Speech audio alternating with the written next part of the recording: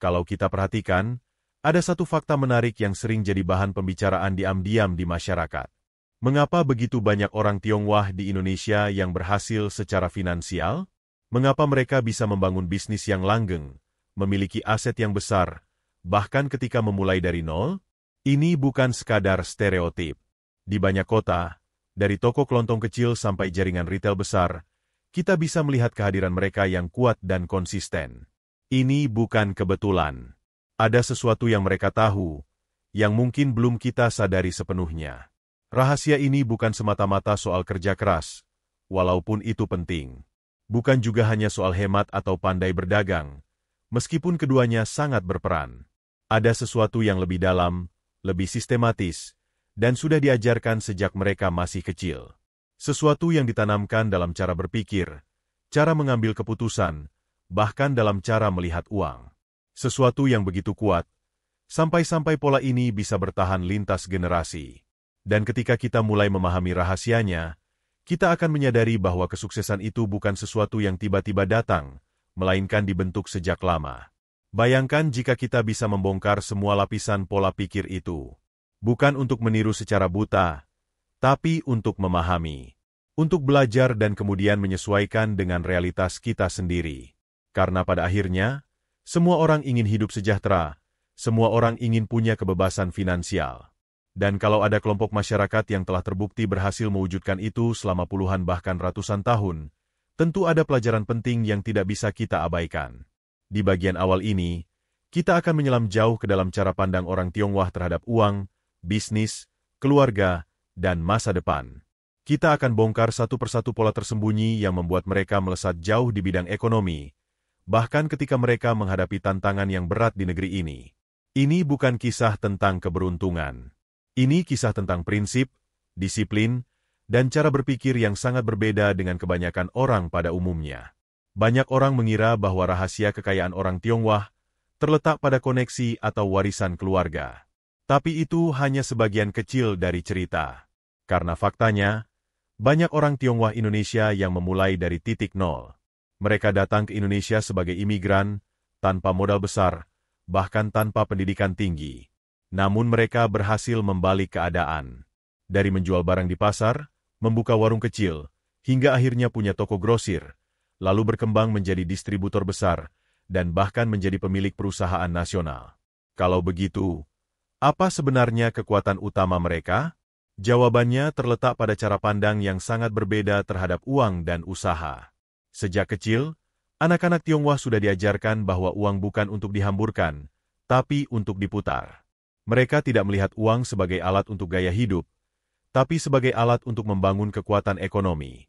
Dan yang lebih menarik, mereka tidak takut memulai dari bawah, selama itu bisa menjadi pijakan untuk naik ke level berikutnya. Prinsip utama yang sering diajarkan adalah, jangan hanya bekerja untuk uang, tapi buatlah uang bekerja untuk kita. Ini terdengar sederhana, tapi pelaksanaannya membutuhkan disiplin tinggi. Contohnya, ketika mereka memiliki penghasilan, sebagian besar akan digunakan untuk modal usaha, bukan untuk konsumsi. Mereka rela hidup sederhana, bahkan terlihat biasa-biasa saja, demi bisa memperbesar usaha mereka secara perlahan namun pasti. Ini sangat berbeda dengan kebiasaan sebagian besar masyarakat kita, yang cenderung ingin menunjukkan status begitu memiliki uang.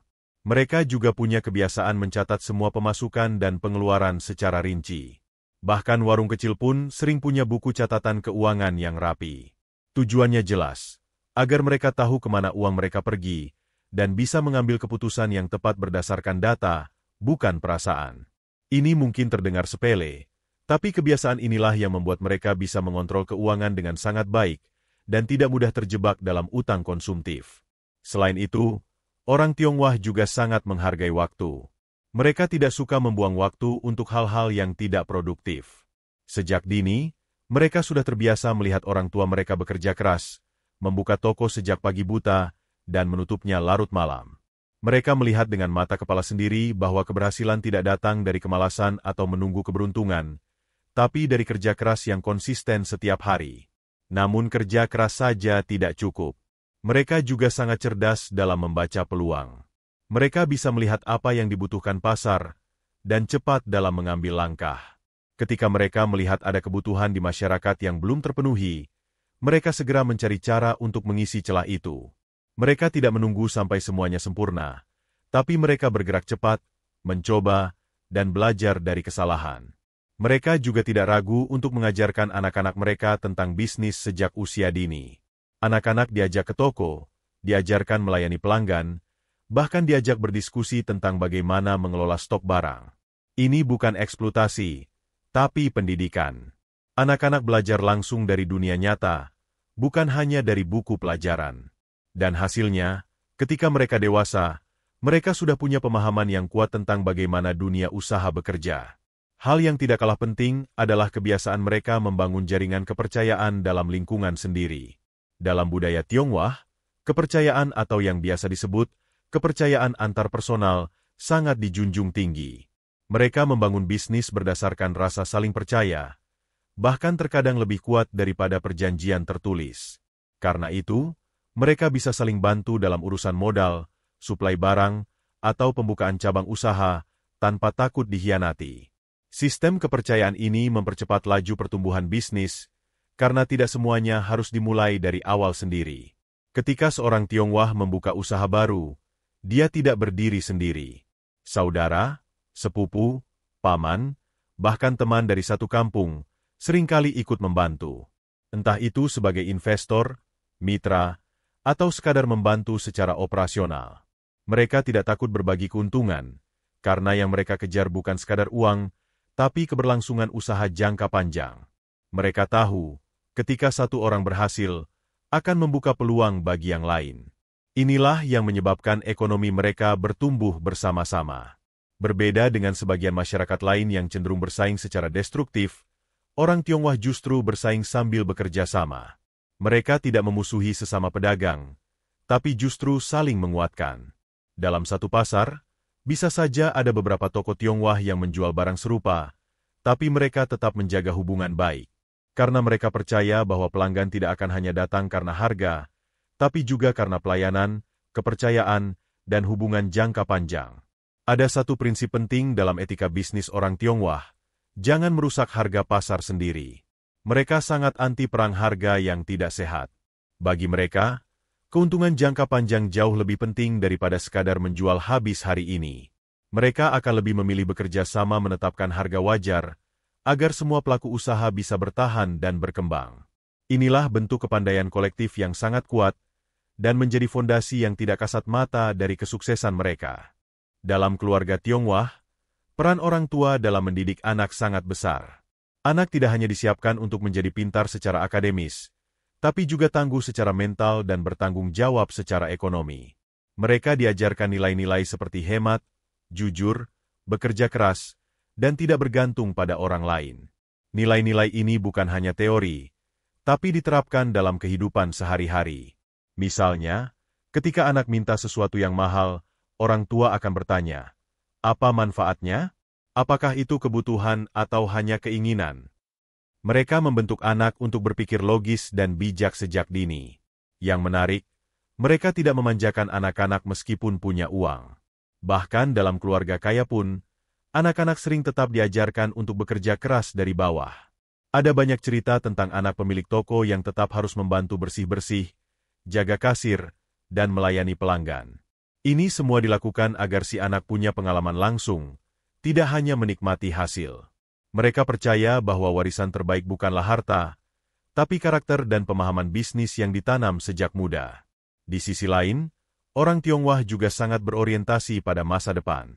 Mereka bukan tipe yang mudah tergoda oleh kenikmatan sesaat. Mereka rela menahan diri, menyisihkan penghasilan untuk masa depan, bahkan jika itu berarti hidup sederhana sekarang. Mereka lebih memilih berinvestasi daripada berfoya-foya. Ketika mereka punya kelebihan uang, mereka tidak berpikir untuk membeli barang mewah dulu, tapi mencari peluang untuk memperbesar usaha atau membeli aset produktif seperti tanah, ruko, atau properti yang bisa menghasilkan uang kembali. Kebiasaan menabung dan berinvestasi ini bukan hanya terjadi di tingkat individu, tapi juga dalam keluarga besar. Banyak keluarga Tionghoa yang punya sistem arisan keluarga, dana bersama, atau koperasi keluarga yang dikelola dengan rapi. Dana ini digunakan untuk membantu anggota keluarga yang ingin memulai usaha, membeli rumah, atau menghadapi keadaan darurat. Dengan cara ini, mereka menciptakan jaringan pengaman ekonomi yang kuat dan mandiri.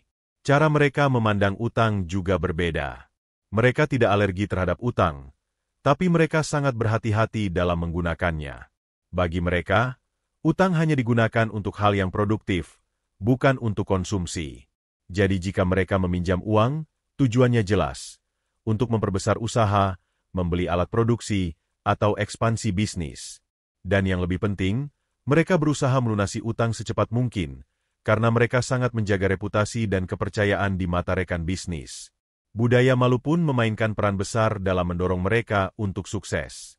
Bagi orang Tionghoa, kegagalan bukan hanya soal kerugian pribadi, tapi juga bisa membawa rasa malu pada keluarga besar. Karena itu, mereka terdorong untuk berusaha lebih keras, menghindari konflik, dan menjaga nama baik. Tekanan sosial ini, meskipun berat, justru membentuk mental tangguh yang tahan banting dalam dunia usaha. Kita juga perlu memahami bagaimana mereka memperlakukan pelanggan. Mereka tidak sekadar menjual barang, tapi membangun hubungan. Mereka ingat nama pelanggan, memberi diskon kecil sebagai bentuk perhatian, bahkan mengantar barang sendiri jika diperlukan. Mereka tahu bahwa pelanggan bukan sekadar sumber uang, tapi aset jangka panjang. Dengan menjaga kepuasan pelanggan, mereka tidak hanya mendapat pembelian sekali, tapi pembelian berulang yang berlangsung bertahun-tahun. Kemampuan mereka dalam mengelola stok dan logistik juga patut diacungi jempol. Mereka tahu kapan harus menambah barang, kapan harus mengurangi, dan bagaimana memutar stok agar tidak menumpuk. Mereka paham betul bahwa uang yang diam dalam bentuk barang harus tetap berputar. Karena itu, mereka sangat teliti dalam memperkirakan permintaan pasar dan cepat dalam menyesuaikan strategi penjualan. Semua ini dilakukan tanpa sistem rumit, tapi dengan disiplin dan intuisi bisnis yang kuat. Ada satu hal yang sering tidak disadari oleh banyak orang, yaitu bagaimana orang Tionghoa memperlakukan persaingan. Mereka tidak takut bersaing, tapi juga tidak gegabah dalam bersaing. Mereka tahu kapan harus maju, kapan harus mengalah, dan kapan harus menyiasati. Mereka tidak malu untuk mempelajari strategi orang lain, lalu menyempurnakan apa yang sudah ada, bukan sekadar meniru. Inilah sebabnya banyak usaha mereka bertahan lama, karena mereka terus berinovasi dan mengikuti perubahan zaman. Dalam dunia bisnis, orang Tionghoa juga terkenal dengan keuletannya. Mereka tidak mudah menyerah hanya karena rugi sekali atau dua kali. Bahkan ketika usaha gagal, mereka tidak menyalahkan nasib. Sebaliknya, mereka akan mengevaluasi, mencari akar masalah, dan mencoba lagi dengan cara berbeda. Sikap pantang menyerah ini bukan hanya diajarkan, tapi dicontohkan langsung oleh orang tua dan keluarga mereka. Ketika anak melihat bahwa orang tuanya tidak mudah putus asa, maka itu menjadi pelajaran hidup yang sangat kuat. Ada pula kecenderungan yang sangat menarik, yaitu mereka tidak terlalu bergantung pada sistem formal. Mereka tahu bahwa pendidikan tinggi itu penting, tapi mereka juga tidak menunggu ijazah untuk mulai berusaha. Bahkan banyak di antara mereka yang memulai bisnis sejak usia muda, sambil tetap sekolah. Mereka percaya bahwa pengalaman langsung di lapangan bisa menjadi guru yang jauh lebih efektif. Karena itu, mereka tidak terlalu sibuk mengejar gelar, tapi lebih fokus pada keterampilan, relasi, dan kemampuan membaca peluang. Kunci lainnya adalah bagaimana mereka menjaga hidup tetap sederhana meskipun sudah kaya. Banyak pengusaha Tionghoa sukses yang tetap mengenakan pakaian biasa, mengendarai mobil sederhana, dan tidak terlalu menonjolkan kekayaan. Bagi mereka, kekayaan bukan untuk dipamerkan, tapi untuk dilestarikan dan dikembangkan. Sikap ini mencegah mereka dari gaya hidup konsumtif yang bisa menguras kekayaan dengan cepat. Mereka hidup sesuai kebutuhan, bukan keinginan. Sikap rendah hati ini juga membuat mereka lebih fokus pada tujuan jangka panjang. Mereka tidak mudah puas, tapi juga tidak tergesa-gesa. Mereka membangun kekayaan secara perlahan, satu batu demi satu batu, sampai terbentuk pondasi yang kokoh. Mereka percaya bahwa bisnis yang kuat butuh waktu, dan bahwa keberhasilan sejati adalah yang bisa diwariskan ke generasi berikutnya, bukan hanya dinikmati sesaat. Dalam mendidik generasi penerus, mereka sangat serius. Anak-anak tidak hanya dididik untuk meneruskan usaha, tapi juga dibekali dengan nilai-nilai moral dan tanggung jawab. Mereka diajarkan untuk tidak merusak nama baik keluarga, untuk menjaga integritas, dan untuk menghormati proses. Bahkan jika anak tidak meneruskan bisnis keluarga, mereka tetap dibentuk untuk menjadi pribadi yang disiplin, hemat, dan mampu mengelola uang dengan bijak. Keluarga juga menjadi pusat utama kehidupan orang Tionghoa. Mereka sangat menjunjung tinggi nilai kebersamaan dan tanggung jawab antar anggota keluarga. Ketika satu anggota keluarga mengalami kesulitan, yang lain akan membantu sebisanya. Hal ini menciptakan rasa aman dan stabilitas dalam lingkungan keluarga. Mereka tahu bahwa jika ada masalah, keluarga adalah tempat pertama yang bisa diandalkan. Dan ketika keluarga bersatu, mereka bisa membentuk kekuatan ekonomi yang sangat besar. Kekuatan lain yang sering tidak terlihat adalah bagaimana mereka memanfaatkan komunitas. Komunitas Tionghoa di berbagai daerah sering memiliki organisasi sosial, tempat ibadah, dan perkumpulan dagang yang aktif. Di sanalah informasi bisnis dibagikan, bantuan diberikan, dan jaringan diperluas. Mereka tidak berjalan sendiri, tapi saling membantu melalui jaringan komunitas yang solid. Dengan cara ini, mereka bisa mengakses peluang lebih luas, bahkan yang tidak tersedia di luar komunitas.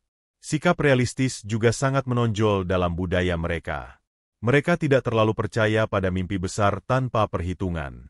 Mereka tahu bahwa semua butuh proses, kerja keras, dan keberanian mengambil risiko yang terukur.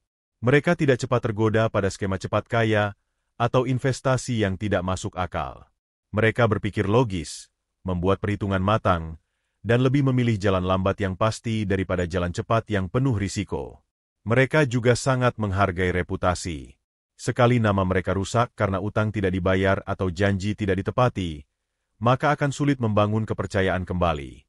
Karena itu, mereka berusaha keras untuk menjaga nama baik.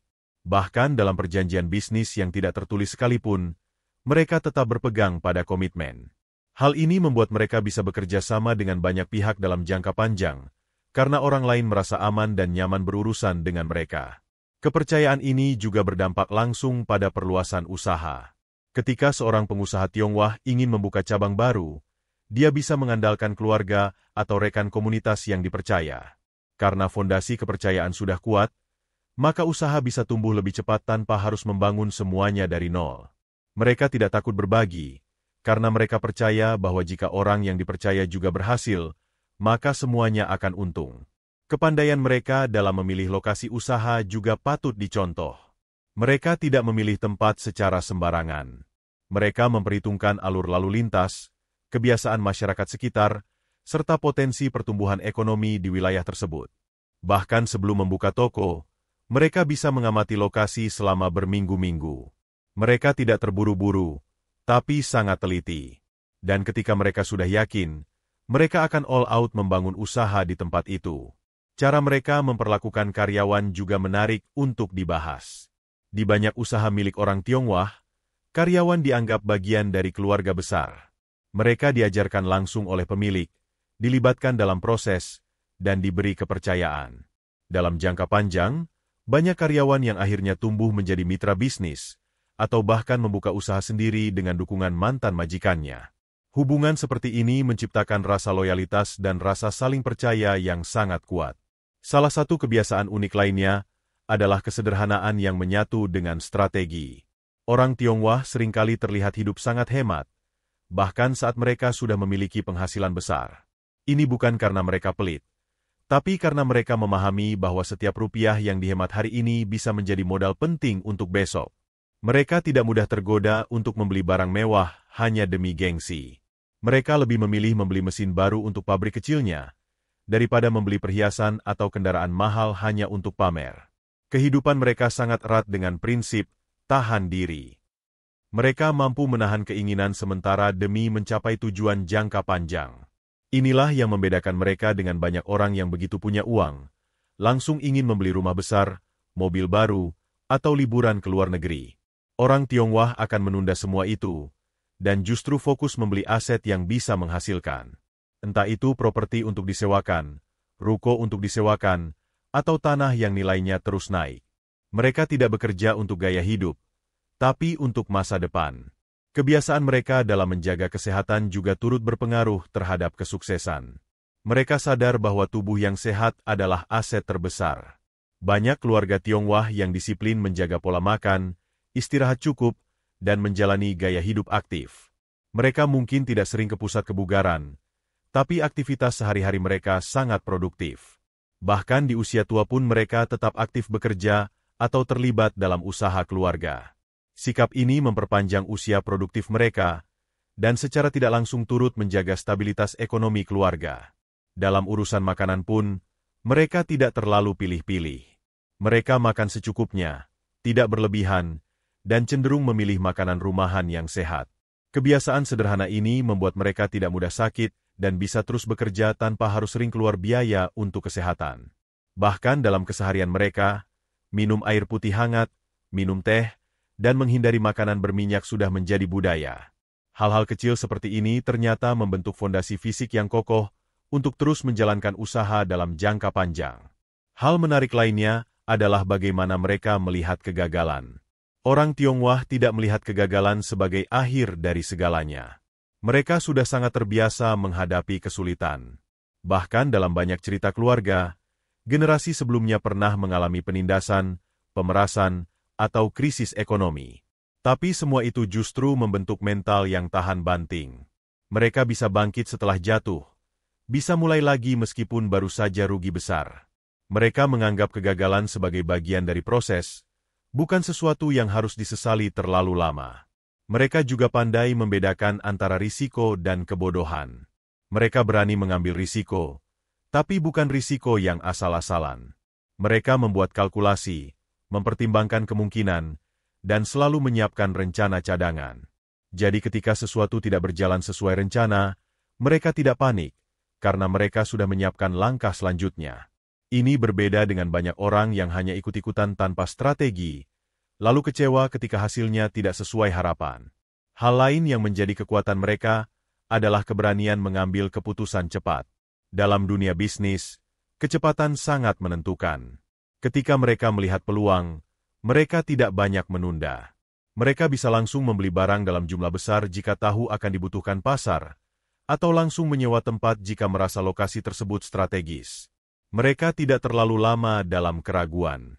Mereka percaya bahwa peluang itu tidak datang dua kali, dan keberanian mengambil keputusan harus diiringi dengan kesiapan menanggung risikonya. Mereka juga sangat pandai memanfaatkan momen. Misalnya, ketika terjadi krisis ekonomi, mereka bukan hanya bertahan, tapi justru memanfaatkannya untuk membeli aset murah. Banyak di antara mereka yang membeli ruko, rumah, atau barang produksi saat orang lain panik menjual. Begitu situasi pulih, mereka sudah lebih dulu siap dengan posisi yang kuat. Ini adalah kecerdasan strategi yang jarang dimiliki banyak orang. Mereka tidak takut pada krisis, karena mereka tahu di balik krisis selalu ada peluang. Kita juga bisa belajar dari cara mereka menanamkan nilai konsistensi. Orang Tionghoa bisa menjalankan bisnis yang sama selama puluhan tahun. Bahkan jika usahanya kecil, mereka tetap tekun dan tidak mudah berpindah-pindah. Mereka tahu bahwa konsistensi membangun reputasi. Ketika pelanggan tahu bahwa mereka bisa menemukan barang atau jasa yang sama selama bertahun-tahun, maka kepercayaan pun tumbuh. Dan dengan kepercayaan itulah bisnis mereka menjadi lebih kuat dari waktu ke waktu. Mereka juga tidak terlalu tergoda dengan hal-hal yang sedang tren. Mereka tetap pada jalur usaha mereka sendiri, dan hanya menyesuaikan jika memang relevan dengan kebutuhan pasar. Mereka tidak mudah goyah hanya karena melihat usaha orang lain lebih viral atau lebih modern. Mereka percaya pada kekuatan dasar, pelayanan yang baik, harga yang wajar, dan kualitas yang bisa diandalkan. Prinsip ini yang membuat usaha mereka bisa bertahan dalam jangka panjang, meskipun banyak pesaing baru bermunculan. Dalam dunia teknologi sekalipun, mereka cukup bijak. Mereka tidak langsung membeli peralatan mahal jika tidak benar-benar dibutuhkan. Mereka lebih memilih alat yang fungsional dan efisien. Tapi jika memang terbukti bisa meningkatkan produktivitas, mereka tidak ragu untuk berinvestasi. Artinya, mereka terbuka terhadap kemajuan, tapi tidak silau oleh kemewahan. Mereka tahu bahwa alat hanyalah alat. Yang terpenting tetap pada strategi, pengelolaan, dan relasi yang dibangun. Bahkan dalam hal kecil seperti cara mereka mengatur toko pun bisa kita pelajari. Toko mereka rapi, stok tertata, dan alur kerja efisien. Semua itu tidak terjadi dengan sendirinya. Mereka terbiasa mengatur segalanya dengan sistem yang mereka bangun sendiri. Mereka tahu letak barang, tahu stok yang mulai menipis, dan tahu kebiasaan pelanggan. Mereka mengamati, mencatat, dan memperbaiki terus-menerus. Sistem itu menjadi bagian dari cara hidup, bukan sekadar rutinitas kerja. Salah satu aspek lain yang sering terlupakan, namun sangat berpengaruh, adalah bagaimana orang Tionghoa membentuk budaya belajar seumur hidup. Mereka tidak berhenti belajar hanya karena sudah tamat sekolah. Bahkan mereka yang tidak pernah mengenyam pendidikan formal pun tetap belajar dari pengalaman, dari lingkungan, dan dari sesama pelaku usaha. Mereka membaca situasi, bertanya kepada yang lebih ahli, dan tidak malu mengakui jika belum tahu. Sikap rendah hati ini membuat mereka terus berkembang dan jarang tertinggal dalam persaingan. Belajar bagi mereka bukan hanya tentang teori, tapi lebih kepada memahami bagaimana dunia nyata bekerja. Mereka terbiasa belajar dari pelanggan, dari pesaing, dari setiap transaksi, dan dari setiap kesalahan. Setiap kegagalan menjadi pelajaran. Setiap keberhasilan pun dijadikan bahan evaluasi. Mereka tidak terlalu bangga jika berhasil, dan tidak terlalu terpuruk jika gagal. Mereka hanya terus melangkah, terus menyempurnakan. Keinginan untuk terus belajar juga tampak dari cara mereka mengamati lingkungan sekitar. Mereka tidak hanya fokus pada usahanya sendiri, tapi juga memperhatikan apa yang terjadi di luar. Mereka melihat perubahan tren, mempelajari pola perilaku konsumen, dan memahami dinamika sosial. Mereka peka terhadap tanda-tanda kecil yang mungkin diabaikan orang lain. Dan dari situ, mereka bisa menemukan peluang baru yang tersembunyi di balik kebiasaan pasar.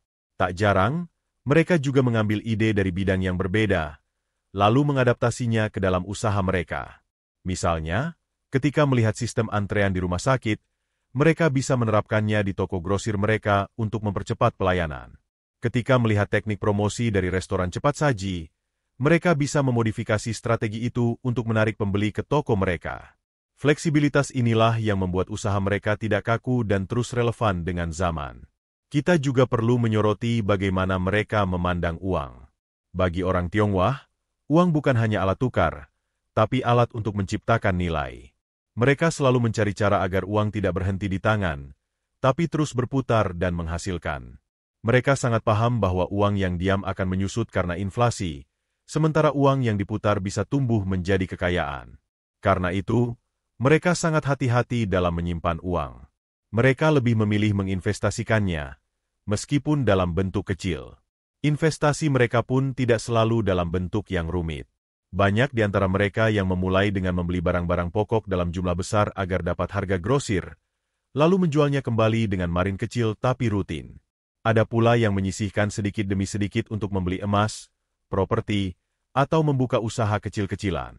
Prinsipnya sama, jangan biarkan uang menganggur. Uang harus dipakai untuk menciptakan uang baru. Inilah salah satu kunci yang membuat mereka cepat membangun kekayaan, bahkan dari skala yang paling kecil. Dalam konteks keluarga, prinsip gotong royong juga sangat kuat.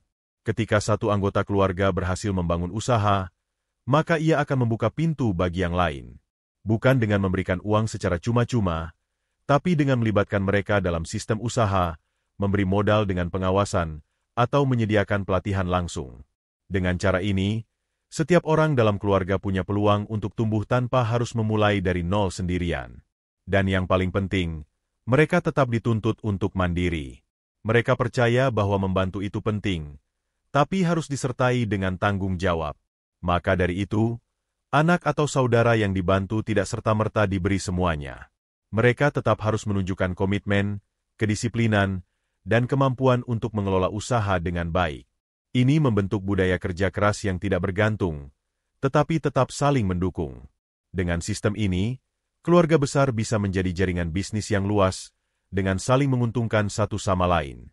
Kesetiaan terhadap nilai-nilai lama pun tidak ditinggalkan.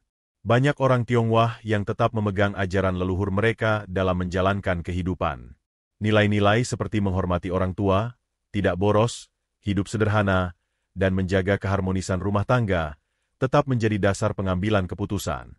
Mereka percaya bahwa ketika kehidupan pribadi tertata rapi, maka usaha pun akan berjalan dengan lancar. Kehidupan yang kacau di rumah seringkali berimbas pada keputusan bisnis yang salah. Maka mereka menjaga keseimbangan antara kehidupan pribadi dan usaha. Kita juga bisa belajar dari cara mereka menyikapi teknologi. Mereka tidak gegabah membeli alat atau aplikasi mahal hanya karena terlihat canggih. Mereka akan mengevaluasi apakah alat itu benar-benar meningkatkan efisiensi atau tidak. Kalau iya, mereka akan beli. Kalau tidak, mereka akan mencari alternatif lain yang lebih murah tapi tetap efektif. Bahkan kadang mereka menciptakan sistem sendiri yang sederhana namun sangat fungsional. Prinsip mereka selalu, efisiensi lebih penting daripada kemewahan. Ada satu kisah menarik yang sering terdengar dari para pengusaha Tionghoa tua. Banyak dari mereka dulu hanya lulusan sekolah dasar, tapi bisa membangun toko besar, punya banyak karyawan, bahkan memiliki cabang di kota lain. Rahasianya bukan pada ijazah, tapi pada semangat untuk terus belajar dan bekerja. Mereka belajar dari orang tua, dari pelanggan, dari pedagang lain, dan dari setiap kesalahan yang mereka alami. Mereka tidak malu mengaku belum bisa, tapi mereka tidak pernah berhenti mencoba. Kita bisa melihat dengan jelas bahwa kesuksesan orang Tionghoa bukanlah hasil dari keberuntungan semata. Ini adalah hasil dari ratusan keputusan kecil yang dibuat dengan cermat setiap hari. Hasil dari kebiasaan-kebiasaan kecil yang dilakukan dengan konsisten. Dari pola pikir yang ditanamkan sejak kecil, dan dari lingkungan yang mendorong mereka untuk terus tumbuh. Mereka tidak menunggu kesempatan datang, tapi menciptakan kesempatan itu sendiri. Jika kita perhatikan lebih dalam, rahasia terbesar lainnya yang membuat orang Tionghoa cepat kaya adalah kesabaran. Mereka tidak tergesa-gesa ingin kaya dalam semalam. Mereka tahu bahwa proses adalah bagian yang tak bisa dilewati. Mereka tidak silau oleh kesuksesan instan yang tampak di media sosial. Mereka sadar bahwa kekayaan sejati dibangun pelan-pelan, dengan penuh perhitungan, dan lewat jalan yang panjang. Kesabaran ini terlihat dalam banyak aspek. Mereka sabar membangun relasi. Sabar menghadapi pelanggan yang cerewet. Sabar mengatur keuangan agar tetap stabil. Dan yang paling penting, mereka sabar menunggu hasil dari kerja keras mereka. Mereka tidak mengharapkan hasil instan. Mereka menabur, menyiram, merawat, dan baru kemudian menuai. Ini yang membuat hasil mereka bertahan lama, karena dibangun di atas kesabaran dan perencanaan. Mereka juga sangat teliti. Dalam urusan stok barang, keuangan, bahkan catatan pelanggan, mereka sangat rinci. Meskipun usaha kecil, tapi pencatatan mereka rapi. Mereka tahu berapa untung yang didapat hari itu, berapa yang harus dibayar ke supplier, dan berapa yang bisa disimpan. Mereka tidak hanya mengandalkan ingatan, tapi membiasakan diri menulis dan mencatat semuanya. Karena bagi mereka, bisnis yang baik adalah bisnis yang bisa diawasi dengan angka, bukan sekadar perasaan. Dari ketelitian ini, muncullah kebiasaan disiplin. Mereka terbiasa membuka toko tepat waktu, tidak terlambat, dan tidak menutup lebih awal. Mereka punya jadwal kerja yang konsisten. Meskipun usaha milik sendiri, mereka tidak seenaknya. Mereka mengelola waktu seperti seorang profesional. Bahkan ketika usaha sedang sepi, mereka tetap menjaga kedisiplinan. Karena mereka tahu, pelanggan akan menilai dari konsistensi, bukan hanya dari hasil sesaat.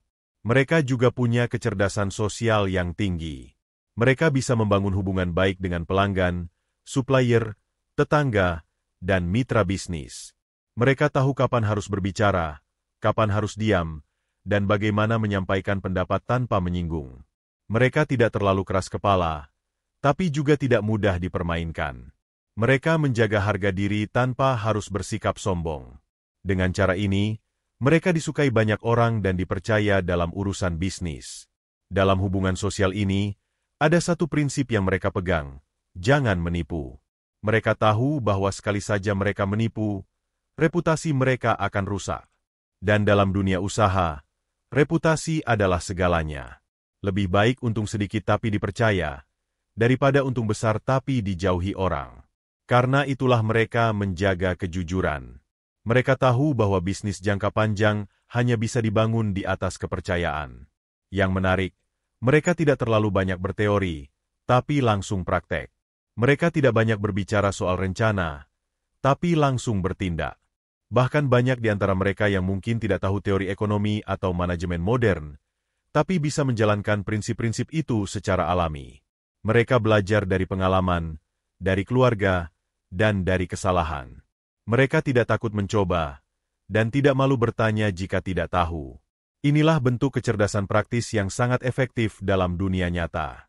Kita juga bisa belajar bagaimana mereka mengelola risiko. Mereka tidak takut rugi, tapi juga tidak gegabah. Mereka akan mengukur risiko, dan jika memang wajar, mereka akan mengambilnya. Tapi mereka selalu punya rencana cadangan. Mereka tidak mempertaruhkan semua yang mereka punya pada satu usaha. Mereka tahu pentingnya diversifikasi. Mereka menyebar sumber penghasilan, agar jika satu usaha gagal, masih ada yang lain yang bisa menopang. Inilah sebabnya banyak orang Tionghoa yang punya lebih dari satu usaha. Diversifikasi ini tidak selalu besar. Bisa jadi mereka punya toko sembako, lalu membuka jasa fotokopi kecil-kecilan, atau menyewakan satu kamar di rumah mereka. Mereka menciptakan berbagai aliran uang dari berbagai sumber. Dan yang terpenting, mereka tetap mengelola semuanya dengan baik. Mereka tidak membiarkan satu usaha terbengkalai hanya karena sibuk dengan yang lain. Semua dijalankan dengan perhatian yang sama, meskipun skalanya berbeda. Sikap rendah hati juga menjadi kekuatan besar mereka. Meskipun sudah sukses, mereka tetap menghargai orang lain. Mereka tidak merendahkan orang yang usahanya kecil, karena mereka tahu bahwa semua orang memulai dari bawah. Mereka tidak sombong saat punya banyak uang, karena mereka paham bahwa roda bisa berputar. Justru karena rendah hati inilah mereka mudah diterima oleh banyak kalangan, dan jaringan mereka pun terus meluas. Rasa hormat kepada orang tua juga menjadi bagian penting dalam kehidupan mereka. Mereka tidak pernah melupakan jasa orang tua, dan selalu mengusahakan untuk membalasnya. Bahkan banyak usaha keluarga yang dibangun atas dasar penghormatan terhadap orang tua. Mereka ingin membuat orang tua bangga, ingin menjaga nama baik keluarga, dan ingin melanjutkan perjuangan generasi sebelumnya. Nilai-nilai ini membuat mereka lebih kuat secara emosional dan lebih fokus dalam mencapai tujuan. Ada juga satu kebiasaan yang sangat kuat, yaitu pantang menyerah. Mereka bisa menghadapi berbagai rintangan, dari kerugian, penipuan, hingga konflik. Tapi mereka tidak berhenti. Mereka akan terus mencari jalan keluar, terus mencoba, dan terus memperbaiki. Bahkan ketika mereka jatuh, mereka tidak malu untuk memulai dari awal. Karena bagi mereka, harga diri bukan ditentukan oleh posisi saat ini, tapi oleh seberapa kuat mereka bertahan dan bangkit kembali. Kita semakin melihat bahwa kekayaan mereka bukan sekadar soal uang. Ini adalah akumulasi dari sikap hidup, nilai-nilai budaya, dan prinsip-prinsip praktis yang diterapkan secara konsisten. Mereka membentuk sistem yang saling mendukung, dari keluarga, komunitas, hingga relasi bisnis. Mereka tidak jalan sendiri, tapi tumbuh bersama. Inilah yang membuat mereka bukan hanya cepat kaya, tapi juga stabil dan berkelanjutan. Dalam lingkungan mereka, budaya gotong royong yang terstruktur juga sangat kuat. Tapi berbeda dari konsep gotong royong di masyarakat pada umumnya yang seringkali bersifat spontan, gotong royong di komunitas Tionghoa lebih sistematis dan terorganisir. Mereka bisa saling bantu dalam bentuk modal, rekomendasi usaha, akses pemasok, bahkan pelanggan. Mereka membentuk jaringan kepercayaan di antara sesama yang mempercepat pertumbuhan ekonomi mereka. Misalnya, ketika ada satu anggota keluarga atau kerabat yang memulai usaha baru, maka seluruh keluarga akan mendukung dengan membeli dari sana atau merekomendasikan ke kenalan lain. Mereka tidak hanya menyemangati secara lisan, tapi juga mendukung secara nyata. Bahkan dalam banyak kasus, ketika satu orang membuka toko atau tempat makan, maka semua anggota keluarga akan hadir di hari pertama pembukaan untuk membantu dan memastikan semuanya berjalan lancar. Dukungan ini bukan basa-basi, tapi menjadi bagian dari tradisi dan rasa tanggung jawab. Sistem ini bahkan seringkali meluas hingga ke komunitas yang lebih luas. Mereka membentuk paguyuban, asosiasi, atau perkumpulan sosial yang memiliki fungsi bukan hanya untuk kumpul-kumpul, tapi juga sebagai wadah bisnis, investasi, bahkan bantuan darurat. Jika ada anggota yang sedang kesulitan, maka mereka akan saling membantu. Tapi bantuan ini bukan dalam bentuk belas kasihan, melainkan bentuk komitmen untuk terus maju bersama.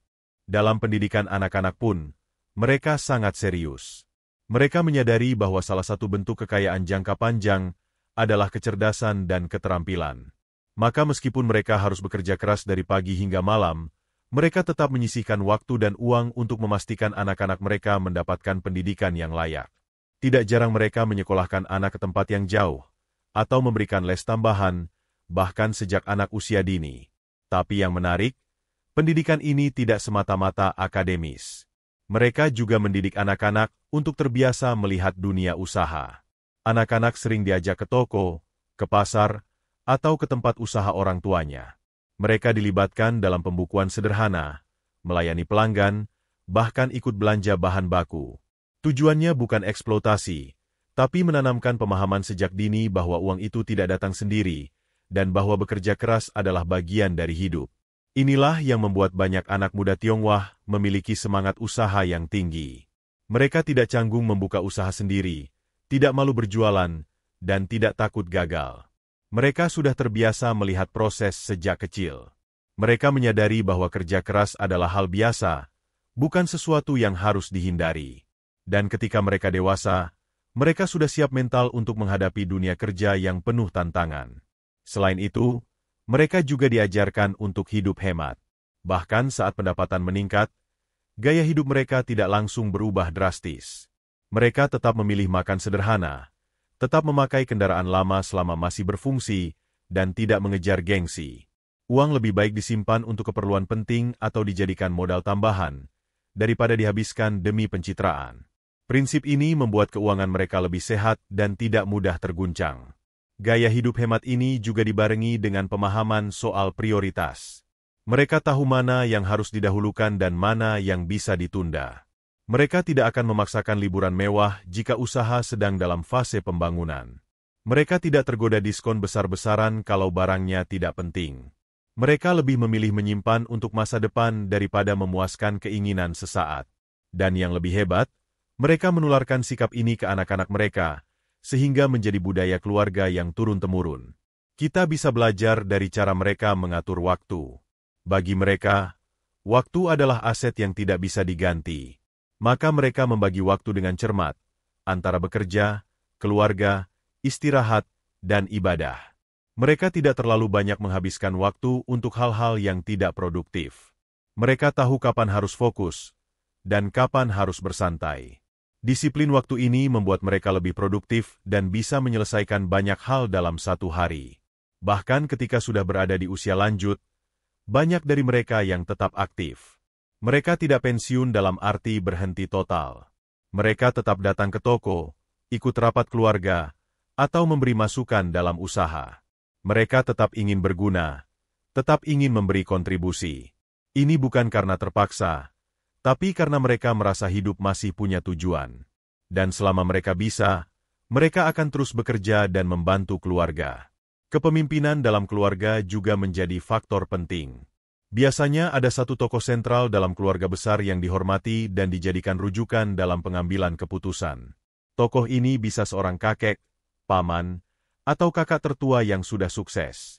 Dengan adanya figur seperti ini, keputusan bisnis keluarga bisa lebih terarah dan tidak mudah terpecah. Figur ini tidak memerintah dengan otoritas, tapi dihormati karena pengalaman dan kebijaksanaannya. Dalam konteks yang lebih luas, cara mereka memandang uang juga sangat menarik. Mereka tidak menganggap uang sebagai tujuan akhir, melainkan sebagai alat. Alat untuk mencapai keamanan, kebebasan, dan masa depan yang lebih baik. Karena itu, mereka memperlakukan uang dengan hormat. Mereka tidak menghamburkan, tidak meremehkan, dan tidak mempertuhankan. Uang harus dijaga, dikelola, dan dimanfaatkan secara bijak. Sikap bijak terhadap uang ini juga terlihat dalam keputusan investasi mereka. Mereka lebih suka memilih investasi yang mereka pahami dan bisa mereka kontrol, daripada mengejar keuntungan instan dari sesuatu yang tidak jelas. Mereka lebih memilih membuka cabang usaha, membeli ruko, atau memperluas jaringan distribusi, daripada ikut-ikutan tren yang belum tentu cocok dengan prinsip mereka. Prinsip kehati-hatian ini menjaga mereka dari kerugian besar. Kita pun bisa melihat bahwa sebagian besar rahasia kekayaan mereka tidak terletak pada satu langkah besar, tapi pada banyak kebiasaan kecil yang dilakukan secara konsisten. Mereka membangun kekayaan bukan dari keberuntungan, tapi dari disiplin yang diterapkan setiap hari. Mereka menabung ketika orang lain menghamburkan. Mereka bekerja ketika orang lain bermalas-malasan. Mereka belajar ketika orang lain sibuk mencari hiburan. Inilah kekuatan mereka. Dan yang lebih penting, semua ini bukan sesuatu yang tidak bisa ditiru. Kita semua bisa belajar dan menerapkan nilai-nilai ini dalam kehidupan sehari-hari. Memang tidak mudah, dan tidak bisa instan. Tapi jika kita mulai dari sekarang, dengan langkah kecil, maka perlahan-lahan kita akan membentuk pola pikir dan kebiasaan yang sama. Dan dari sanalah, kekayaan sejati akan mulai terbentuk. Salah satu prinsip penting yang juga tak bisa diabaikan adalah bagaimana mereka menjaga reputasi. Dalam budaya Tionghoa, nama baik adalah aset yang nilainya bisa jauh melebihi uang. Mereka sangat berhati-hati dalam menjaga kepercayaan. Sekali mereka dipercaya oleh pelanggan, pemasok, atau mitra bisnis, mereka akan mempertahankan kepercayaan itu sekuat tenaga. Mereka tidak akan mengambil keuntungan sesaat yang bisa merusak hubungan jangka panjang. Karena itulah, banyak pelanggan yang akhirnya loyal. Mereka tahu bahwa orang Tionghoa tidak akan menipu mereka, tidak akan memberi barang palsu, dan tidak akan lari dari tanggung jawab. Bahkan jika ada kesalahan, mereka akan segera minta maaf dan mencari jalan keluar. Sikap ini membuat bisnis mereka tumbuh karena dukungan konsumen yang terus kembali, bahkan merekomendasikan ke orang lain. Hubungan baik dengan pelanggan adalah bagian dari strategi panjang. Mereka tidak hanya sekadar menjual produk, tapi juga membangun relasi. Mereka tahu nama pelanggan, selera mereka, bahkan kadang tahu keluarga pelanggan tersebut. Pendekatan personal seperti ini membuat konsumen merasa dihargai dan dilayani dengan sungguh-sungguh, bukan hanya dipandang sebagai sumber uang. Dalam hal kerjasama bisnis, mereka juga selektif tapi setia. Jika mereka menemukan partner yang jujur, bisa dipercaya, dan punya tujuan yang sama, maka mereka akan mempertahankan kerjasama itu selama mungkin. Mereka tidak mudah pindah ke partner lain hanya karena selisih harga sedikit. Bagi mereka, stabilitas dan kepercayaan lebih penting daripada keuntungan cepat yang tidak pasti. Ini menjadikan mereka sebagai partner bisnis yang sangat diidamkan banyak orang. Filosofi yang mereka pegang dalam hidup juga memberikan pengaruh besar. Banyak dari mereka yang meyakini bahwa hidup ini harus dijalani dengan tekun, rendah hati, dan penuh perhitungan. Mereka tidak menyukai gaya hidup yang berlebihan atau mencolok. Mereka lebih memilih hidup sederhana, tetapi mapan. Kekayaan bagi mereka bukan untuk dipamerkan, tapi untuk diwariskan dan dilanjutkan oleh generasi berikutnya. Dan benar saja, dalam banyak keluarga Tionghoa, kekayaan tidak berhenti di satu generasi.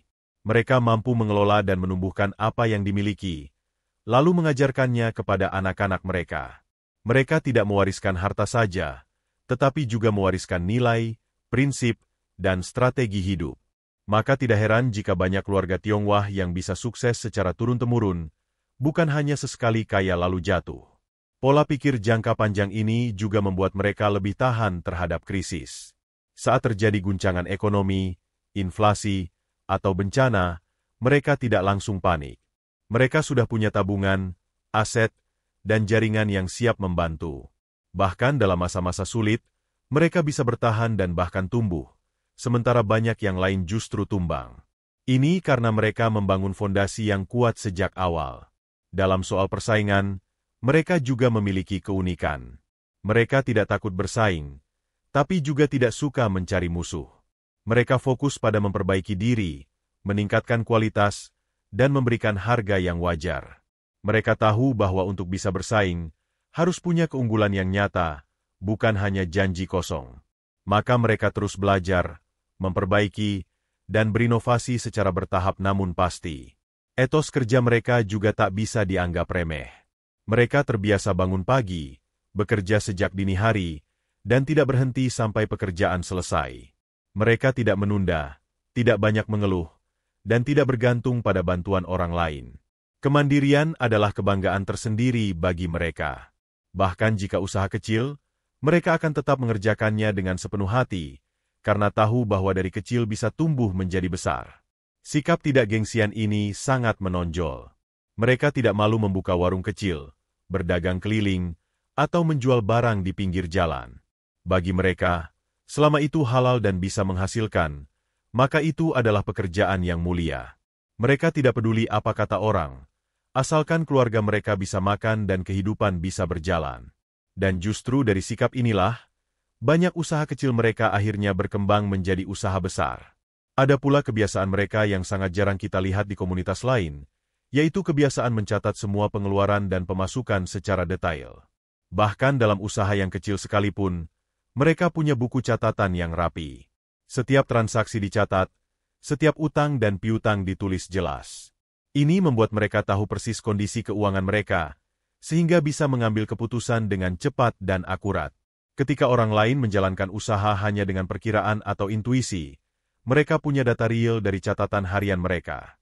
Dengan begitu, mereka bisa menganalisis tren, melihat perubahan pola belanja pelanggan, dan menyesuaikan strategi penjualan. Inilah keunggulan yang seringkali diabaikan oleh banyak orang, padahal sangat menentukan keberlangsungan usaha. Kebiasaan mencatat ini juga menjadi cara untuk mendidik anak-anak mereka. Anak-anak sejak dini sudah dilatih mencatat pengeluaran mereka sendiri, belajar menghitung keuntungan dari uang jajan, dan belajar membuat laporan sederhana. Ini bukan karena pelit, tapi karena mereka ingin anak-anaknya memiliki literasi keuangan yang kuat sejak muda. Mereka ingin anak-anak mereka tidak hanya cerdas secara akademik, tetapi juga cerdas secara finansial. Budaya membaca juga sangat dijaga. Di rumah-rumah mereka, selalu ada buku-buku tentang bisnis, manajemen, motivasi, dan sejarah. Anak-anak didorong untuk membaca, bertanya, dan berdiskusi. Mereka dibiasakan untuk mencari ilmu sendiri, bukan hanya menunggu diajari. Maka tidak heran jika banyak dari mereka tumbuh menjadi pribadi yang haus ilmu, terbuka terhadap perubahan, dan selalu mencari cara untuk berkembang. Dengan semua nilai dan kebiasaan itu, kita bisa melihat bahwa keberhasilan mereka bukan sekadar keberuntungan atau koneksi, tapi hasil dari proses panjang, kerja keras, kebiasaan yang baik, dan prinsip hidup yang kokoh. Mereka membangun kekayaan seperti menanam pohon, satu benih demi satu, sabar menyiramnya, merawat, dan menunggu hingga menghasilkan buah yang banyak. Jika kita ingin meniru mereka, maka kita tidak perlu langsung meniru hal besar. Kita bisa mulai dari hal-hal kecil yang bisa kita lakukan hari ini. Bangun lebih pagi, belajar mencatat keuangan pribadi, mengurangi gaya hidup konsumtif, menjaga hubungan baik dengan orang sekitar, dan mulai berpikir jangka panjang. Langkah kecil itu, jika dilakukan konsisten, akan membawa kita pada hasil yang besar. Satu hal lagi yang sangat menarik dari cara hidup dan cara berpikir orang Tionghoa Indonesia adalah bagaimana mereka tidak mudah tergoda dengan gaya hidup hedon. Mereka memang punya uang, tetapi mereka tidak buru-buru memamerkan kekayaan mereka. Justru banyak dari mereka yang tetap hidup sederhana meskipun memiliki aset yang luar biasa. Ini bukan karena mereka pelit, tetapi karena mereka paham bahwa uang harus dijaga, bukan dihambur-hamburkan. Mereka lebih senang menginvestasikan uangnya daripada menggunakannya untuk hal-hal yang hanya memberikan kesenangan sesaat. Daripada beli barang mewah yang nilainya turun, mereka lebih memilih membeli ruko, tanah, atau menyuntikkan modal ke bisnis keluarga. Mereka percaya bahwa uang yang diputar akan berkembang, sementara uang yang hanya dipakai untuk pamer akan habis begitu saja tanpa sisa. Kehati-hatian mereka dalam mengelola uang adalah hasil dari pengalaman panjang, baik pengalaman pribadi maupun yang diturunkan dari orang tua mereka. Banyak dari mereka yang dulunya hidup dalam kondisi serba kekurangan, dan karena itulah mereka sangat menghargai setiap rupiah yang mereka hasilkan. Mereka tahu betapa sulitnya mencari uang, jadi mereka tidak mudah tergoda untuk menghabiskannya begitu saja. Dan di balik itu semua, mereka punya prinsip hidup yang sangat kuat. Hidup ini harus ada tujuannya. Mereka tidak hidup hanya untuk hari ini, tetapi mereka hidup dengan perencanaan. Mereka memikirkan masa depan anak-anak mereka, masa tua mereka, dan bagaimana mereka bisa meninggalkan sesuatu yang bermanfaat setelah mereka tiada. Inilah alasan mengapa mereka begitu disiplin dan tidak mudah goyah oleh godaan dunia. Banyak dari mereka yang sudah tua masih tetap aktif berbisnis. Bukan karena mereka tidak punya uang, tetapi karena mereka merasa hidup akan lebih bermakna jika terus produktif. Mereka menikmati proses membangun sesuatu, mengajar anak-anak mereka, dan memastikan bahwa apa yang mereka mulai bisa dilanjutkan oleh generasi berikutnya. Mereka tidak ingin anak-anak mereka memulai dari nol seperti mereka dulu. Kita bisa belajar dari cara mereka membesarkan anak-anak. Mereka tidak memanjakan anak-anak mereka meskipun mampu. Mereka tetap menyuruh anak-anak membantu di toko, menyapu lantai, melayani pelanggan, bahkan mencuci piring di restoran milik keluarga. Ini bukan karena mereka pelit, tetapi karena mereka ingin anak-anak tahu arti kerja keras dan tidak tumbuh menjadi generasi yang manja. Dalam mendidik, mereka juga tegas dan disiplin. Anak-anak yang nakal akan langsung ditegur, bahkan kadang dimarahi. Tapi semua itu dilakukan dengan tujuan agar anak tumbuh kuat dan bertanggung jawab. Mereka percaya bahwa dunia nyata itu keras, dan jika anak tidak disiapkan dari sekarang, maka nanti akan kesulitan menghadapi hidup. Karena itu, pendidikan karakter lebih penting bagi mereka daripada sekadar nilai bagus di sekolah. Dan meskipun terlihat keras, keluarga Tionghoa sangat menjunjung tinggi kebersamaan. Mereka makan bersama, merayakan hari besar bersama, dan saling mendukung satu sama lain. Anak-anak tahu bahwa mereka selalu punya keluarga yang akan mendukung mereka, asalkan mereka juga bertanggung jawab dan tidak menyimpang dari nilai-nilai yang diajarkan. Dalam hubungan antar anggota keluarga, ada satu nilai penting yang dijaga, hormat kepada orang tua.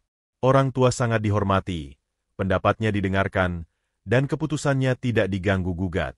Bahkan setelah dewasa dan menikah, anak-anak tetap menunjukkan rasa hormat dan tidak melupakan jasa orang tua.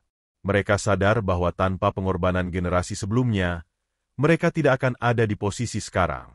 Nilai-nilai seperti inilah yang membuat komunitas Tionghoa di Indonesia tetap kokoh. Mereka saling bantu, saling jaga, dan saling mengingatkan. Mereka tidak hanya mengejar kekayaan secara individu, tetapi juga berusaha membawa keluarganya, bahkan komunitasnya, ikut maju bersama. Ini adalah semangat kolektif yang sangat kuat dan sulit ditemukan di banyak kelompok lain. Dan ketika kita melihat mereka berhasil, kita harus tahu bahwa di balik keberhasilan itu ada pengorbanan besar, kerja keras tanpa henti, dan kedisiplinan luar biasa. Mereka bukanlah orang-orang yang suka instan. Mereka bukan pencari jalan pintas. Mereka adalah pekerja keras sejati, yang tidak hanya cerdas dalam berpikir tetapi juga gigih dalam bertindak. Untuk bisa meniru keberhasilan mereka, kita tidak harus menjadi seperti mereka secara utuh. Tetapi kita bisa mulai meniru hal-hal baik yang mereka lakukan. Kita bisa belajar dari nilai-nilai mereka, dari cara mereka mendidik anak, dari cara mereka mengelola keuangan, dari semangat kerja keras dan kesabaran mereka dalam membangun usaha. Kita juga bisa mulai dengan mengubah pola pikir. Tidak semua orang bisa langsung punya modal besar, tapi semua orang bisa mulai dari langkah kecil. Yang penting adalah konsisten, tidak gampang menyerah, dan selalu terbuka untuk belajar. Kesuksesan bukan milik orang tertentu, tetapi milik siapa saja yang mau berusaha dengan sungguh-sungguh. Dan dalam proses itu, kita juga harus mulai berpikir panjang. Jangan hanya hidup untuk hari ini. Mulailah menabung, belajar investasi, belajar manajemen usaha, dan membangun jaringan. Semua itu mungkin terdengar rumit di awal, tetapi akan menjadi mudah jika kita memulainya sedikit demi sedikit. Ada satu sikap mental yang sangat menonjol pada orang Tionghoa Indonesia yang seringkali menjadi fondasi kesuksesan mereka, yaitu rasa tidak mudah puas. Bukan berarti mereka serakah, tapi mereka selalu merasa harus terus berkembang. Saat satu usaha berjalan baik, mereka mulai berpikir untuk membuka cabang. Saat cabang mulai stabil, mereka mulai berpikir untuk memperluas ke bidang lain. Mereka tidak mau hanya duduk diam menikmati hasil, karena mereka tahu dunia terus berubah. Rasa ingin maju ini juga didorong oleh pemahaman mereka bahwa setiap peluang pasti punya masa. Tidak ada bisnis yang selamanya aman.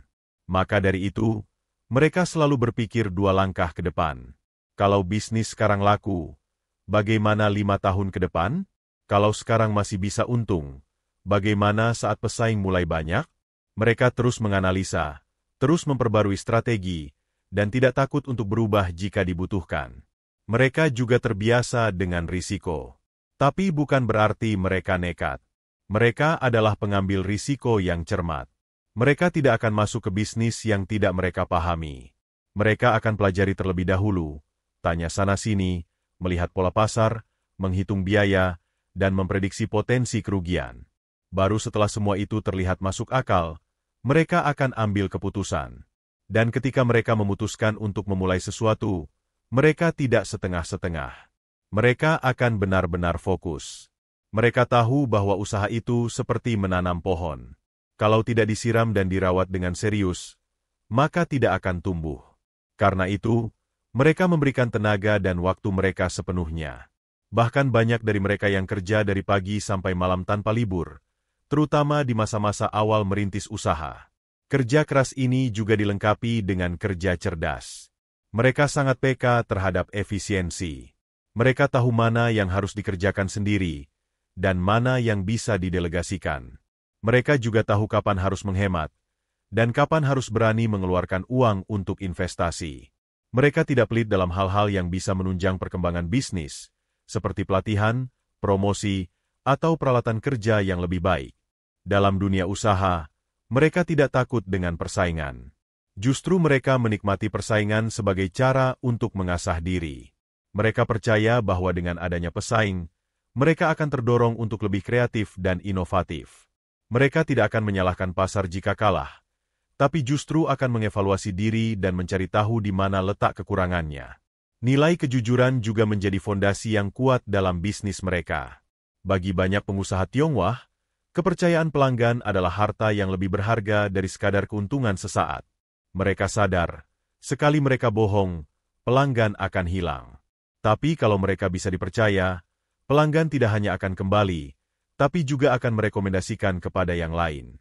Itulah sebabnya banyak usaha mereka bertahan puluhan tahun bahkan lintas generasi. Hal lain yang juga patut ditiru adalah bagaimana mereka memperlakukan karyawan. Banyak usaha milik keluarga Tionghoa yang memperlakukan karyawannya seperti keluarga sendiri. Mereka mengajak makan bersama, membantu saat ada musibah, dan memberi bonus saat usaha untung. Dengan cara ini, karyawan merasa dihargai dan akhirnya bekerja dengan sepenuh hati. Loyalitas karyawan yang tinggi inilah yang menjadi salah satu rahasia kelanggengan bisnis mereka. Dalam komunitas, mereka juga terkenal kompak. Di banyak kota, komunitas Tionghoa punya asosiasi atau perkumpulan yang aktif mengadakan pertemuan, kegiatan sosial, bahkan koperasi internal. Mereka saling bantu, saling dukung, dan saling bagi informasi. Ada yang saling merekomendasikan supplier, ada yang bantu promosi usaha teman, bahkan ada yang rela pinjamkan modal kepada sesama anggota komunitas. Semangat gotong royong inilah yang membuat mereka tidak pernah benar-benar sendirian. Ketika ada masalah, selalu ada teman komunitas yang bisa diajak diskusi atau dimintai bantuan. Ketika ada peluang, mereka juga berbagi kepada sesama.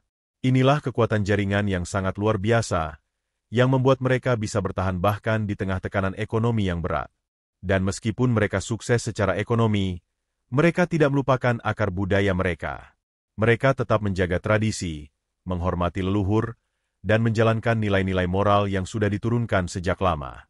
Dalam keluarga mereka, masih sering dijumpai perayaan Imlek, sembahyang leluhur, atau makan bersama keluarga besar di hari-hari penting. Semua itu memperkuat identitas dan mempererat hubungan antara anggota keluarga. Dengan nilai-nilai seperti ini, tidak heran jika mereka bisa berkembang pesat dan mempertahankan kekayaan dalam waktu lama. Mereka tidak hanya kaya karena bekerja keras, tetapi karena mereka membangun sistem yang kuat, sistem nilai, sistem kerja, sistem pendidikan, dan sistem jaringan. Semua itu bekerja bersama-sama membentuk fondasi yang kokoh untuk kesuksesan jangka panjang. Kita yang bukan dari etnis Tionghoa pun bisa belajar banyak dari mereka. Tidak perlu mengubah identitas, tapi cukup dengan meniru semangatnya. Mulailah dari hal kecil, disiplin, hemat, rajin, bertanggung jawab, bangun kebiasaan menabung, kembangkan usaha pelan-pelan, pelajari cara investasi, dan jaga nama baik dalam bisnis. Semua itu bisa dimulai oleh siapapun, dimanapun. Dan jangan lupa bahwa kesuksesan tidak datang dalam semalam. Butuh proses, butuh pengorbanan, dan butuh kesabaran. Tapi jika kita terus berjalan di jalur yang benar, hasilnya pasti akan mengikuti. Tidak perlu iri melihat orang lain sudah sampai duluan, karena setiap orang punya waktunya masing-masing. Yang penting adalah terus belajar dan tidak berhenti berusaha. Satu lagi yang sering dilupakan tapi sebenarnya menjadi bagian sangat penting dari keberhasilan orang Tionghoa dalam meraih kekayaan adalah bagaimana mereka memperlakukan uang. Bagi mereka, uang bukan untuk dipamerkan. Uang adalah alat, bukan simbol status, bukan alat untuk sombong, tapi benar-benar alat yang harus dikelola, diputar, dan dijaga agar terus produktif. Maka jangan heran kalau banyak orang Tionghoa yang sudah kaya, tetapi tetap hidup sederhana. Mereka tidak buru-buru membeli barang mewah, mobil mahal, atau rumah megah hanya untuk menunjukkan kekayaan.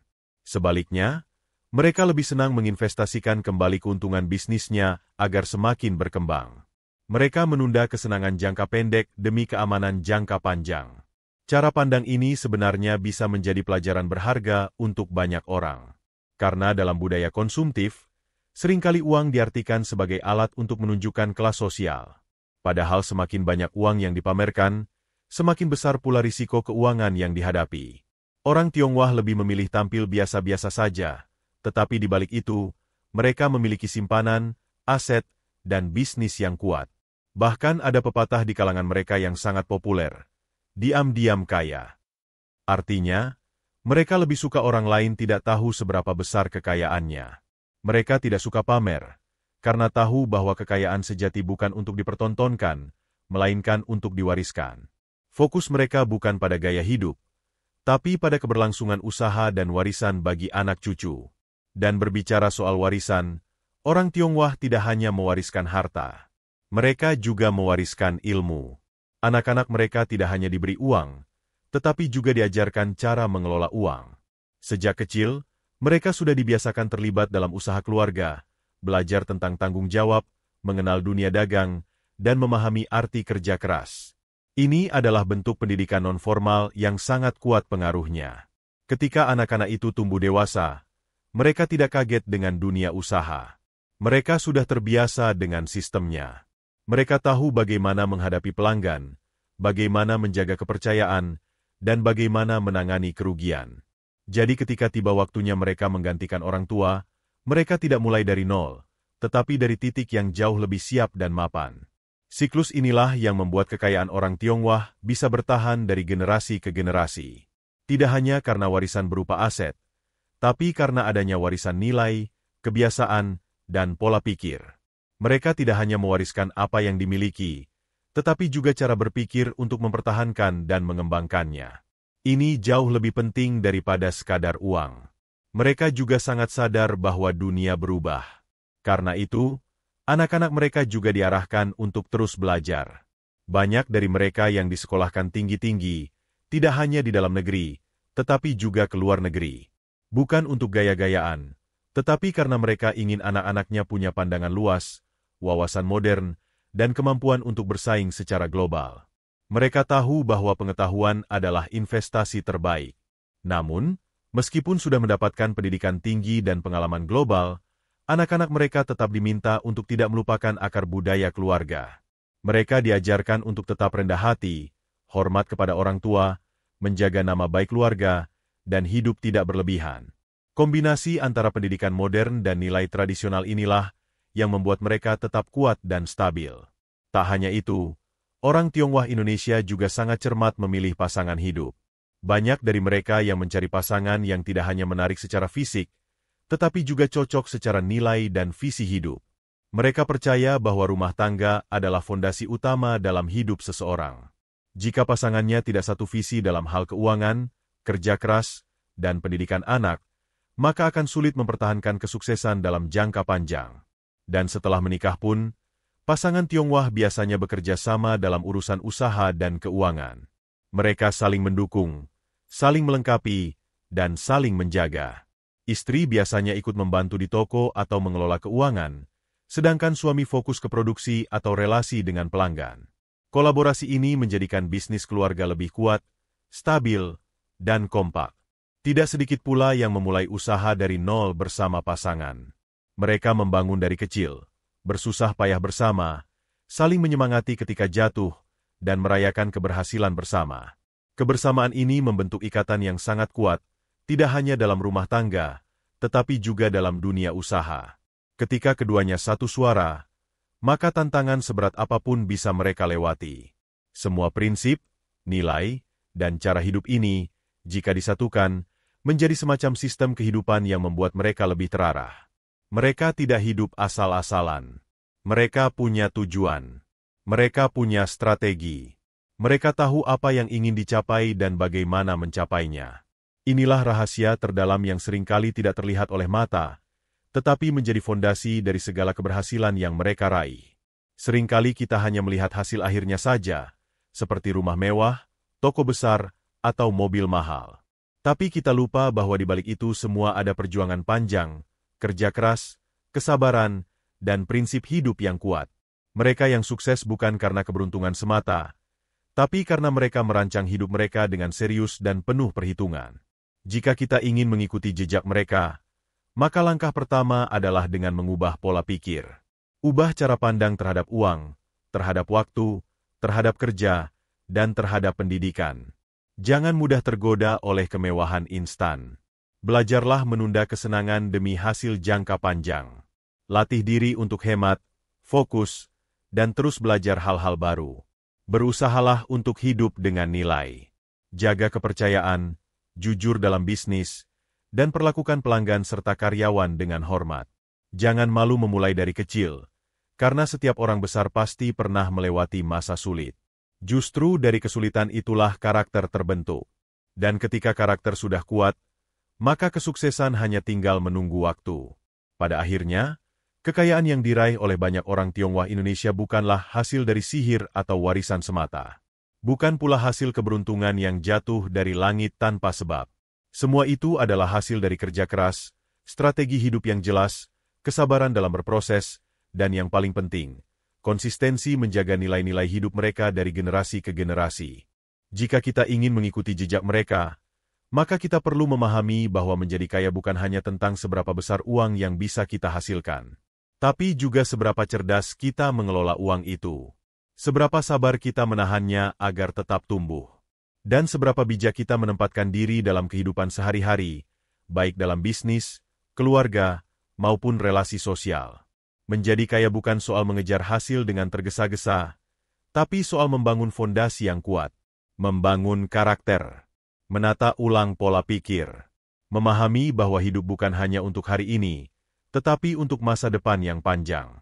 Inilah sebabnya orang Tionghoa bisa kaya bukan hanya dalam satu generasi, tetapi terus-menerus diwariskan ke generasi berikutnya. Kita bisa melihat bagaimana toko-toko kecil milik orang Tionghoa yang sudah berdiri sejak puluhan tahun lalu, kini telah berkembang menjadi usaha besar. Anak-anak mereka yang dulu membantu melayani pelanggan di toko, kini memimpin perusahaan dengan ratusan karyawan. Semua itu tidak terjadi dalam semalam, tapi terjadi karena konsistensi yang luar biasa dan kesabaran yang tidak banyak dimiliki oleh orang lain. Dan jika ada satu hal yang bisa kita pelajari dari mereka, maka itu adalah, jangan pernah menyerah dalam membangun impian. Meski modal kecil, meski dimulai dari bawah, meski dicemooh atau dianggap tidak mungkin. Karena semua orang besar pun pernah diremehkan. Tapi mereka tidak fokus pada cibiran, mereka fokus pada tujuan. Kita juga harus belajar untuk lebih sabar dan tekun dalam hidup. Jangan cepat putus asa saat hasil belum terlihat. Jangan mudah menyerah saat usaha belum berhasil. Justru dalam momen-momen sulit itulah mental kita diuji. Dan dari situlah lahir ketangguhan yang sesungguhnya. Karena tidak ada kesuksesan yang lahir dari kenyamanan. Semuanya lahir dari perjuangan. Perjuangan ini pula yang menjadikan banyak orang Tionghoa menjadi tangguh secara mental. Mereka terbiasa bangkit dari kegagalan.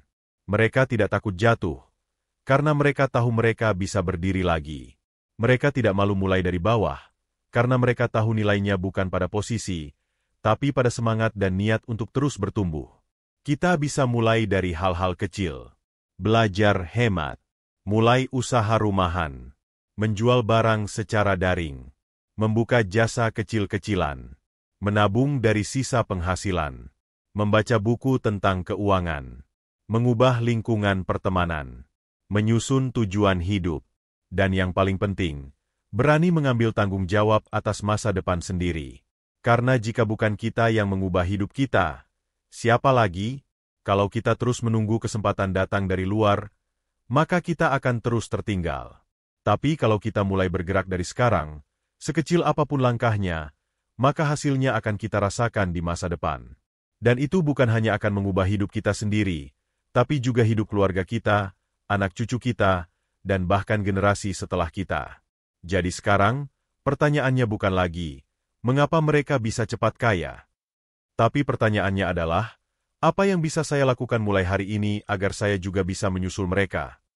Karena siapapun bisa belajar, siapapun bisa berubah, Dan siapapun bisa berhasil, selama ada kemauan, kesabaran, dan konsistensi dalam menjalani proses. Semoga naskah panjang ini bisa memberikan sudut pandang baru, menyemangati, dan menjadi bahan renungan yang membuka wawasan bagi siapa saja yang sedang berjuang membangun masa depan yang lebih baik. Tidak ada kata terlambat untuk belajar. Dan tidak ada alasan untuk berhenti berusaha. Terima kasih telah menyimak sampai akhir. Semoga kamu menjadi orang berikutnya yang kisah suksesnya akan menginspirasi banyak orang.